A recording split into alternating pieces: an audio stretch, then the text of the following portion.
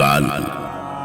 अहि रावण के वध के पश्चात पवन कुमार हनुमान श्री राम और सौमित्र लक्ष्मण को युद्ध शिविर में ले आए। उन्हें देखते ही शिविर में खुशी छा गई। पूरा शिविर श्री राम की जय जयकारों से गूंज उठा। तभी पवन कुमार हनुमान को सौमित्र लक्ष्मण का ध्यान आया। लक्ष्मण वहां नहीं थे। अचानक कहां चले गए वो? हनुमान चिंतित हुए और मन ही मन श्री राम को प्रणाम करके लक्ष्मण को ढूंढने निकल पड़े।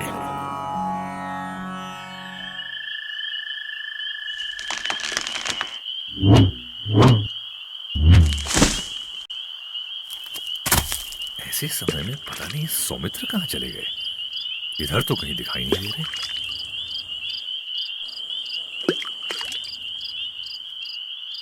ओहो, तो ये यहां सरोवर किनारे बैठे हैं, किंतु यहां एकांत में क्यों बैठे हैं?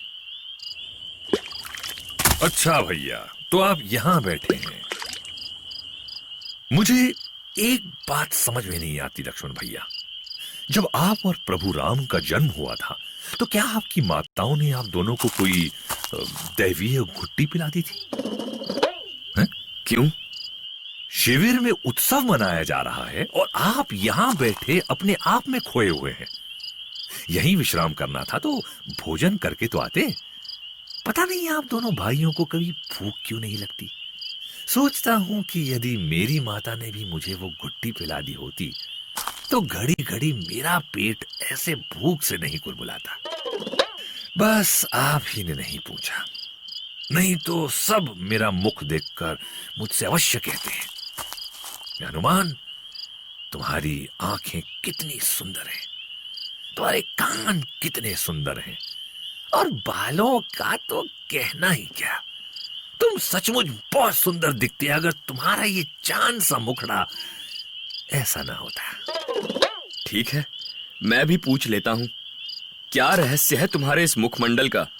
ईश्वर ने जाने कौन सी आग लगा दी है मेरे पेट में कि जन्म से ही भयानक भुक्कड़ हूं। अपनी ही हंसी उड़ाने की कला अच्छी पाई है तुमने। क्या करूं, इस विचित्र मुंह से यही तो हो सकता है भैया। दुख तो यह है कि ये भूख के कारण ही इस मुख का ये हाल हुआ है। बचपन में एक बार मुझे बड़ी भयानक भूख लगी। कितना भी खाऊं मुझे ही ना। दासियां खिला खिला कर थक गईं। पूरे महल के फल समाप्त हो गए, पर ये आग बढ़ती ही जाए। तभी मुझे सवेरे सवेरे के सूर्यदेव आकाश पर चमकते दिखे। बुद्धि तो अब भी नहीं है तो तब क्या होती। सो मैं समझा कि ये आकाश से कोई बड़ा सा फल लटक रहा है, इसे खाकर तो मेरी भूख अवश्य मिट जाएगी। बस उड़ चला सूर्यदेव को खाने। सूर्यदेव ने मुझे अपनी ओर आते देखा तो लगे भागने, पर मैं भी ठहरा वानर राज केशरी नंदन। सूर्यदेव के पास पहुंच ही गया और जब लपक कर उन्हें खाने की सोच ही रहा था कि इंद्रदेव आए और क्रोध में तमतमाते हुए ऐसा वज्र घुमाकर मेरे सुंदर से मुख पर मारा कि देखो अब कोई सुंदर कहेगा इसे।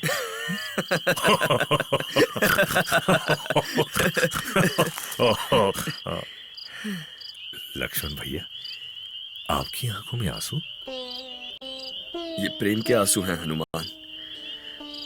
मैं जानता हूं कि चाहे हम कितना भी खुश हो ले, भाभी के ना मिलने की पीड़ा मुझे खाए जा रही है।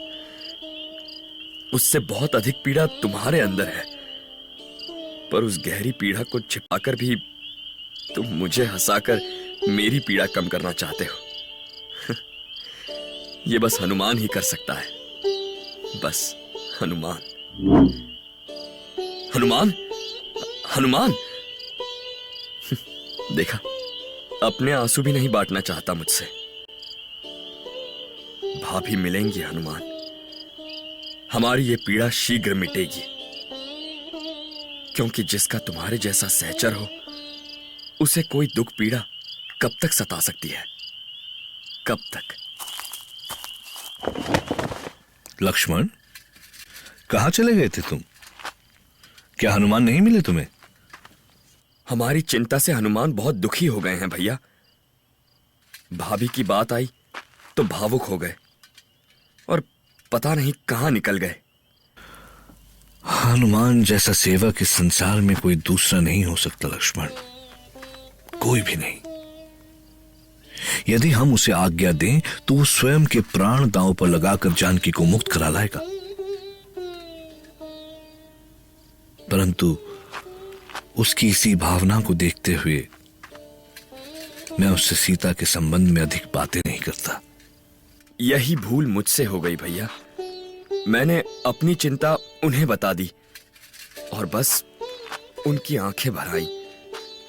पता नहीं उनसे हमारे किस जन्म का संबंध है। अहिरावण से हमारी मुक्ति के लिए पता नहीं उन्होंने कितने कष्ट सहे हैं भैया। मैं जानता हूं लक्ष्मण, पर मैं नहीं जानता था भैया। आप जानते हैं, मैं सदा उनसे स्पर्धा करता था कि हम में से आपका बड़ा सेवक कौन है। पर अब लगता है कि नहीं, शायद मैं हनुमान से बराबरी के योग्य ही नहीं था। नहीं लक्ष्मण, ऐसा मत कहो। मेरे लिए तुम दोनों समान हो। पर हनुमान की सेवा निस्वार्थ सेवा है भैया, भक्ति की पराकाष्ठा है। वो एक क्षण भी स्वयं के बारे में नहीं सोचते। ऐसा लगता है जैसे उनका जन्म ही आपकी सेवा के लिए हुआ है। और सत्य भी यही है लक्ष्मण। श्री राम हनुमान के जीवन का सच भली भांति जानते थे।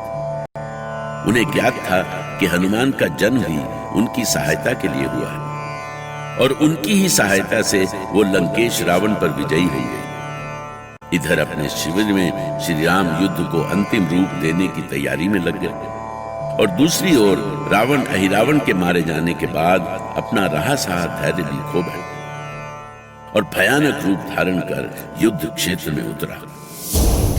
भैया, रावण के अग्नि बाण से हमारे शिविर के एक हिस्से में आग लग गई है। वो लगातार अग्नि बाणों का प्रयोग कर रहा है। उसे रोकिए भैया, उसे रोकिए।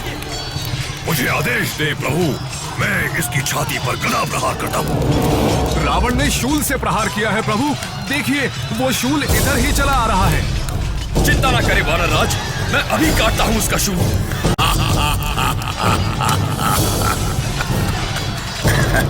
व्यर्थ है अयोध्या का उपहार, व्यर्थ। तुम्हारे सारे प्रयास बाघ के पंजों में फंसे हिरण की छटपटाहट से अधिक कुछ भी नहीं। ध्यान से सुनो कि तुम्हारे हृदय का हर स्पंदन क्या कहता है। सुनो, सुना तुमने राम, सुना? तुम्हारा साथ छोड़ने को व्याकुल है। जानते हो क्यों? क्योंकि उसने दशानन के युद्ध भूमि में आने की आहट सुन ली है।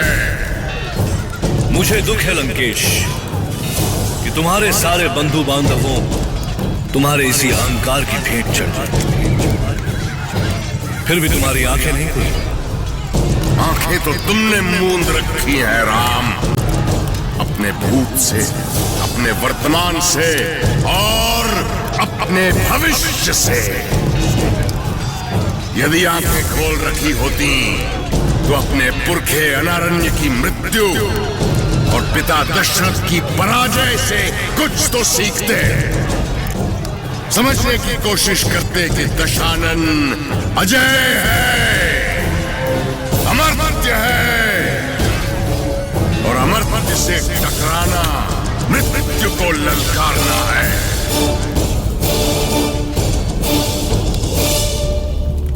आखिर रावण के पाप का घड़ा भर ही गया और उसे युद्ध क्षेत्र में मर्यादा पुरुषोत्तम श्री राम के सामने आना पड़ा।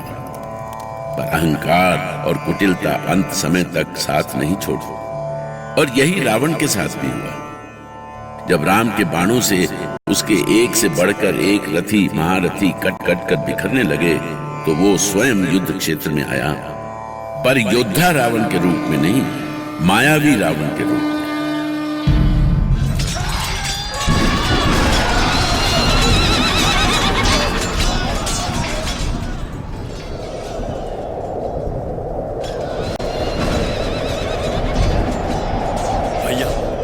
हमने लंका की पूरी सेना तहस नहस कर दी है।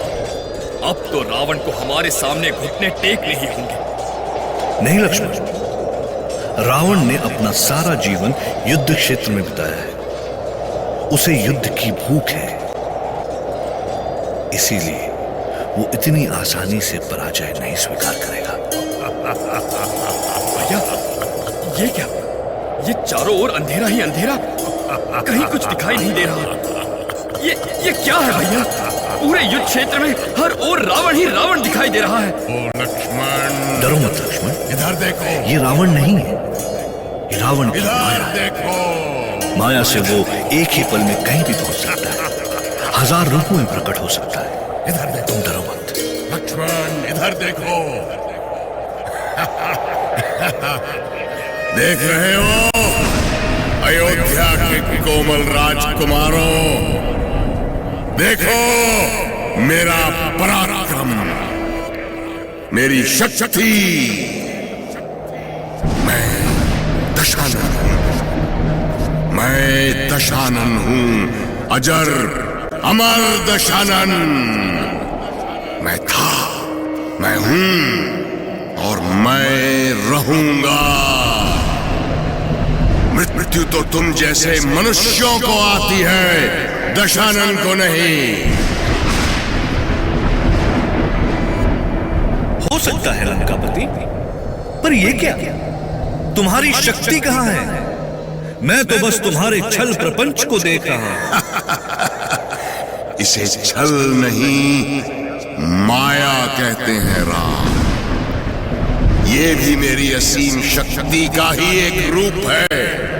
तो ठीक है रावण, यदि तुम्हें अपनी माया पर इतना ही अहंकार है, तो देखो, देखो राम के हाथों अपनी माया का अंत देखो।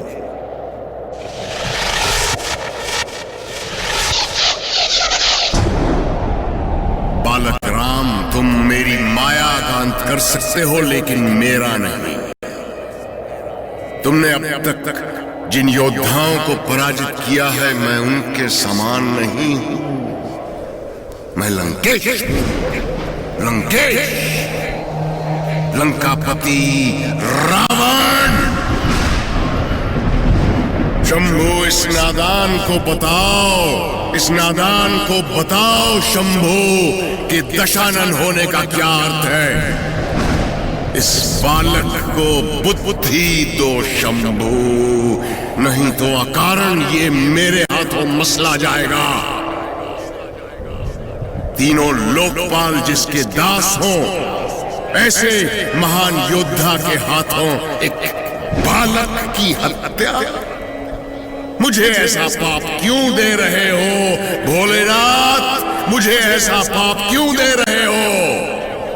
लंकापति, तुम्हारी सारी प्रभुता सत्य है, पर मैं तुम्हें अभी भी अवसर देना चाहता हूं। सीता को लौटा दो और मैं तुम्हें क्षमा कर दूंगा। तुम मुझे क्या क्षमा करोगे राम? मैं तुम्हें क्षमा कर दूंगा यदि तुम मेरे चरणों पर सर झुका लो और सीता को सदा के लिए भूल जाओ, तो मैं भी तुम्हारे सारे अपराध भूल जाऊंगा। पर हां, सीता को तो मैं नहीं, क्योंकि सीता जब तक तुम्हारे पास थी एक स्त्री थी, पर अब वो दशानन का अभिमान है। अधर्म को अभिमान का नाम देने वाले अहंकारी, अब यदि सारा त्रिभुवन भी एक हो जाए तो तुझे मेरे हाथों से नहीं बचा सकता अधर्मी। अधर्मी?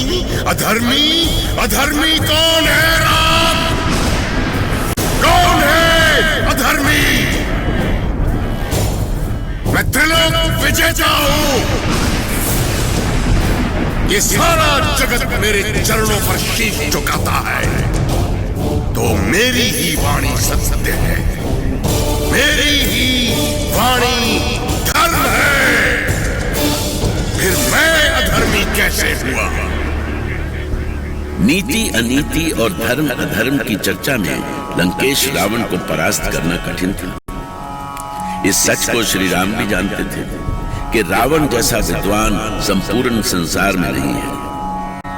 वो चाहे तो धर्म को अधर्म सिद्ध कर दे और अधर्म को धर्म, पर फिर भी उन्होंने उसे युद्ध की सच्चाई से अवगत कराने का प्रयास किया। किंतु उनकी बातें सुनकर रावण का क्रोध और बढ़ गया। राम